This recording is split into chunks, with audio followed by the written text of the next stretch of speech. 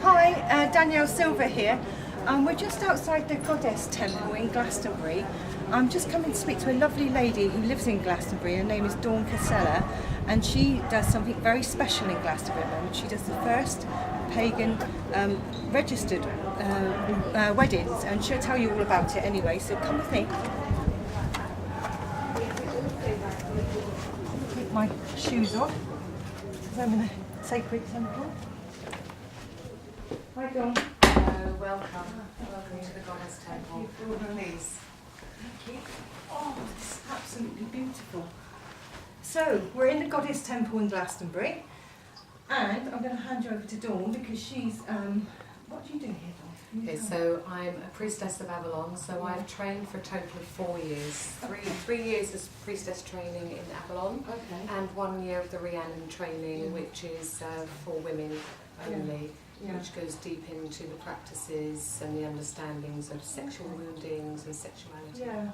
And you perform marriages here, don't you? I do. I'm the legal registrar, and along with my sisters, Charlie Sparrow, and we're the first women in English history, probably Europe as well, to be able to perform legally binding pagan marriages. Wow, that's amazing. Yeah, it's lovely. It's beautiful to do. So how did you get involved in all this, Dawn? I came to Glastonbury around 20 years ago, just for an afternoon with my daughter, who at the time was about 3 years old. She's now 23 tomorrow, so it would have been 20 years ago. Wow. And I saw the tail end of the Goddess Conference. Now, on the last day, they go up the tour. There's usually about 200 people, and Wiccan goddess being carried up there, and lots of chanting and drumming and singing. So it's quite amazing. It's and a big deal in Glastonbury, isn't it? Always a big deal all over the world. People come from all over the world to attend this. Yeah. And the wonderful thing about Glastonbury is we have so many spiritual followings and religions here, and we all rub along really nicely. We're very accepting. So we're kind of a microcosmic view of how it should be in the world, where everything is accepted, all religions, all ways of thinking, because it all comes down to this one, this fundamental one. Could you show us around the temple? Is that okay? Yes, certainly. Yeah, okay. So this is the main altar, and as you can see, everything is blue and water's flowing. Now, what we've managed to do here in the Goddess movement is reclaim our ancient traditions and spirituality and religion of Goddess. And Goddess is seen in cosmology, and for instance, the ancient Egyptians, they had Isis. Isis and Osiris, the male and the female, this divinity. Here we also had our goddesses as well as our gods here in Britain and Ireland, England and Wales. So we've reclaimed this back from the Celts and the Welsh Mabinogion. So this is the goddess Domnu. And to us here in Glastonbury, we have water in the south. So she's about water, and she comes into play at the time of the summer solstice. Wonderful. So to us, water is about diving deeply into your emotions, into your creativity, into your joys and sorrows and tears and laughter, and really feeling our hearts opening up to that energy, because we are taught to shut it down. You know, stiff upper lip and that kind of thing. Let's get in touch with. So this is we are very blessed here. This is a Wendy Andrews. So Wendy Andrews is one of our beautiful goddess artists, and she's known all over the world, and she very kindly donated this to us. Yeah, lovely. And to the right here we have another version of Domnu, and she has been painted by Tiana Pittman, who again is now quite world renowned, and she painted the entire wheel of the seasons for us. So each season has a goddess assigned to that particular energy and that time of the year. So so if somebody comes to Glastonbury, they can come into the temple, can't they, and just sit and meditate? Is that right? Yes, so what is really good about the Goddess Temple is this is the only place really in Glastonbury where people can come and just sit and relax, meditate and just be. Yeah. There is nowhere else in Glastonbury that's able to provide this kind of service. And so it's really. a quiet space, isn't it, and a respectful space. It's a quiet space. We also encourage people. Look, it's like your front room. Yeah. Just come in and feel really at home here. We welcome children. As you can see, we've got jigsaw puzzles, colouring books, pens. At the side of our healing prayers, pieces of paper that people can write their healing wishes. People that come here are in various states of emotional being. And so it's a real much a healing and yes. Yeah. So this whole altar here is all about water and the creatures of the ocean are the sacred animals. Yeah. And you can see that each side of the temple. What's this here? Okay, so if you want me to stand up a second. So this again is a donation by a very well-known sculptress from Italy. Wow. This is the Lady of Avalon. It's amazing. It's beautiful. And she drove all the way here from Italy with this. Wow. It comes apart in 3 pieces. Yeah. And it's made out of pottery, is it? It's a ceramic. Ceramic. It's beautiful. It's absolutely lovely. She really is something else. Yeah. What a piece of art that is. Yeah. It's amazing. And at her feet we have the sacred flame of Avalon. Yeah. So we have a list of the different sacred flames that have been brought here in ceremony. So one of the sacred flames is from the burning embers of the bomb of Hiroshima. Okay. And one of the survivors lit a candle from the burning embers, kept it in her home as a perpetual flame to peace. And then a few years later she came here and joined her flame to ours. We also have the flame of the Dalai Lama Peace Flame, brought by pilgrims last year who, to celebrate the 80th birthday of the Dalai Lama, who went to Glastonbury Festival, they walked penniless from London to here to see if people would be able to commit themselves to compassion. We need food, we need somewhere to stay. Oh, they did. And when they got here, we were waiting for them. Beautiful. And in ceremony, they joined their flame to ours. So there's many flames joined to this one. Yeah, absolutely beautiful. Thank you for sharing that.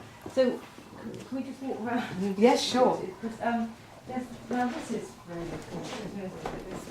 Because it's the wheel. Yes, again, this is another altar. There are altars everywhere in here. I haven't lit the candles. I have to leave that for our temple Melissa to do. This is a Wendy Andrews. And this is the Wheel of the Year. If you just wait there, I'll go and get the paper one because that has to be completely turned around. Yeah. In order for us to change it, but I can show you how it works because we rely on donations, so we do have a little tiny shop just around the corner. But here's the same thing. The Wheel of the Year, and the seasons change every 6 weeks. Yeah. So we're about to go into Lammas, which comes into play on the 1st of August. This is the goddess of water. This is Donnu, who same as over on the altar.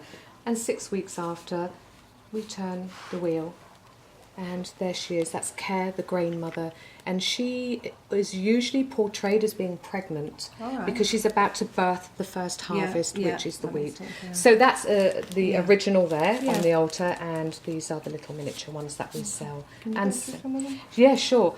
So this is Banba, which is the Celtic name for the goddess of the autumn equinox. Right. The Greeks called her Gaia, which is a very highly recognisable name, which we have as a name for Earth.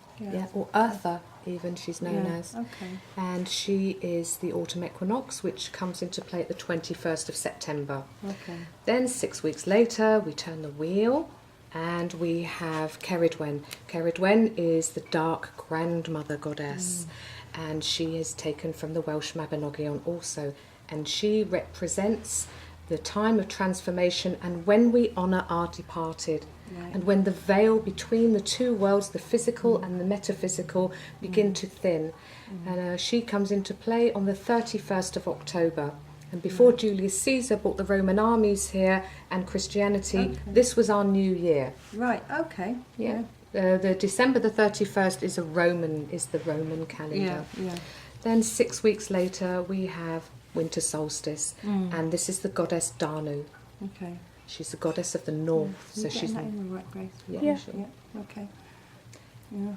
And, she is the winter solstice, so the longest night and the shortest day, and after the 21st. And again, most people are aware of this, is that the 25th of December, which is Christ Mass, Christmas, is actually the winter solstice. Okay. When the sun reaches its lowest zenith, and then after between the 21st and 25th, it begins to rise a little bit higher. Okay. 6 weeks later, we have the goddess Bridie, and she represents the maiden in the land. Now, the land is just beginning to wake up from the long, dark days of winter. So you can see in the picture, the snow is just beginning to melt, revealing the body of the great mother, the land, and her sacred animals are the wolf. Yeah. The Bridie's cross, many people remember making these at school, or Bridie's eye, and also the swan flying over the land. She's a fire goddess, so she's portrayed as throwing the fire on the land, saying, wake up, wake up. Yeah. So we have the snowdrops are also portrayed with the goddess Bridie. Okay. Now, historically, she was reputed to have come from Ireland and brought with her the knowledge of healing herbs. And also she's the lady of the Smith Forge, goddess of transformation, because the land is about to transform. Then 6 weeks later we have the spring equinox. Yeah. And this is the goddess Stara, or Eastra, which is where the word Easter comes from. Okay. Yeah, and also a derivative of the word estrogen, which is the female hormone. And you've got the hair, which is where the Easter bunny comes from. And we have the eggs of rebirth, which is where the chocolate egg comes from. Okay. Yeah, it's lovely. 6 weeks later, we have the very popular here in Glastonbury, the Beltane rites, May the 1st, and she is Rhiannon, and she is the goddess of love. Yeah. And she has a very similar myth to Aphrodite, where she rose from the depths of the sea. And do you work with her a lot, Rhiannon? I took the training, the Rhiannon training, which is the training. Yes. Yeah, that's what you do. Yeah. 6 weeks later, here we are now at the summer solstice and the goddess Domino. So that's the wheel of the year, very briefly explained. And it's very important, isn't it, to the goddess movement? The wheel of the year is most important. Yeah. Yes. Yeah. We wanted to reclaim our ancient spiritual traditions. Yeah. Now, we have our gods. Yeah. We have Pan and other amazing pagan gods. Yeah. That we are still remembered in our psyche, in the population. Yeah. The goddesses were hidden; they were kind of lost and forgotten. So the goddess movement is bringing them back for men and women. That's brilliant. That's wonderful. What about this here? Okay. So this is known as the Morgan Inn. Can we go in here? Yes, please do. It's a place to relax. Again, you have an altar. This is by another one of our goddess artists called Eluna, Elaine Morgan. And this is, she's got a very Celtic look about her, don't you think? Absolutely. Her face. And very strong.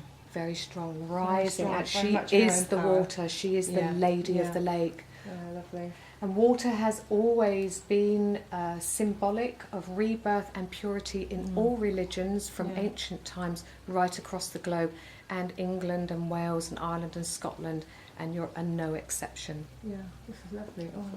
So these are the Wiccan effigies created by Freddie Miller, and these are the Morgans. Now the most well-known Morgan of all is Morgan Le Fay. Yeah. Most people have heard of, and each one is assigned to a goddess from the Wheel of the Seasons. So we have them in order of the compass points, as well as the goddesses, the goddess wheel down here. Okay. They all face their correct compass points. Yeah, lovely. Wow, it's amazing. Absolutely beautiful. And we're going to go now and just talk to Dawn for a second. And just, that's our temple, Melissa. Fine. So if somebody wanted to come and get married, how would they get hold of you? Okay, so I am on the Goddess Temple website, and there's a page called Goddess Temple Weddings, or where you can also just Google Goddess Temple Weddings, and we come up straight away. And we work alongside the main registry office here in England and Wales. That's amazing, So isn't if it? a couple want to get married, What an achievement, you know, to be the first it is. people to be able to have an official, because it is official, isn't it? Yes, they're legally binding pagan marriages. Pagan marriages. So the format is exactly the same as a hand fasting ceremony. We can only do them here in the temple. We cannot do them on the land because legally hand fastings are not legal in England and Wales. Right, okay. Okay, these are pagan marriages. Yeah. However, the format is exactly the same. Okay. So we create a ring here in the temple. The Morgan ring is opened out, and we have a table dressed with the marriage register there, and either myself or Charlie Sparrow holding space at the temple throughout the ceremony. Okay, that's lovely. So the ceremony takes place, and during so we have air first. We perform the sacred rites. Yeah, the rituals of air, rituals of fire, and then when we get to water, these are when the legal words are said. And then the last part is the hand fasting at the west, and then the couple are invited to step out of the circle and come over to where the priestess registrar is waiting here to sign the legal paperwork. Okay. Well, thank you so much for talking to me. You're welcome, today. Danielle. Yeah, thank you. Thank you. Blessed be. Thank you. Thank you. And don't forget to subscribe, Danielle Silver Medium. Bye. Bye.